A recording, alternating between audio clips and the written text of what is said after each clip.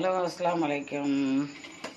நாளைக்கு பெரும் மழை வைக்கிறான், பார்த்து ராத்திரியோட ஆக்கி அரைச்சி வச்சுருங்க. இது தக்காளி பழம், இது ஒரு ஆளுக்கு கொடுக்குறதுக்கு. தக்காளி பழம், தேங்காய் பால் ரசம், அகனிக்கறி 3 பேருக்கு திங்கிறாப்பில்.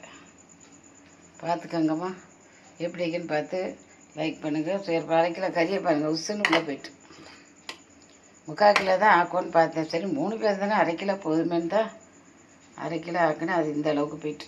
சரி, ஆனால் அகனிக்கறி கொஞ்சமாக இருந்தாலும் அந்த சக்கையை வச்சே சோறு உண்டரலாம். அது நல்லா கிரேவியை வச்சு, சக்கண்டை கிரேவி, காயில் படுத்து பார்த்து சக்கை கிரேவியை வச்சு சாப்பிட்டுக்கரலாம்.